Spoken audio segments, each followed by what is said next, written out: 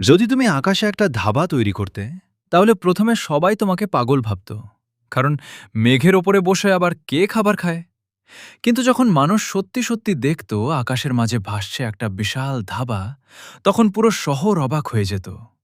রাত হলে ধাবার চারপাশে রঙিন আলো জ্বলত, আর নিচে দাঁড়িয়ে মানুষ মোবাইলে ভিডিও করতে থাকত। প্রথম দিন কয়েকজন ধনী লোক আর ইউটিউবার সেখানে খেতে গিয়ে মেঘের ওপর বসে চা আর কাবাব খেয়ে ভিডিও আপলোড করল। কয়েক ঘন্টার মধ্যেই পুরো ইন্টারনেটে ভাইরাল হয়ে গেলে স্কাই ধাবা। এরপর এত ভিড় বাড়ল যে মানুষ 1 মাস আগে বুকিং দেওয়া শুরু করল। তবে মজার ঘটনাও কম হতো না। একদিন এক লোক নিচে তাকিয়ে এত ভয় পেল যে বিরিয়ানির বদলে পানি খেয়ে বসে রইল। আরেকদিন এক ঝাঁক পাখি এসে একজনের ফুচকা নিয়ে উড়ে গেল। তখন পুরো ধাবায় সবাই হাসতে হাসতে শেষ। ধীরে ধীরে তোমার ধাবা এত জনপ্রিয় হয়ে যেত যে মানুষ বলতো, মাটির রেস্টুরেন্ট পুরনো, এখন ট্রেন্ড হলো আকাশের ধাবা।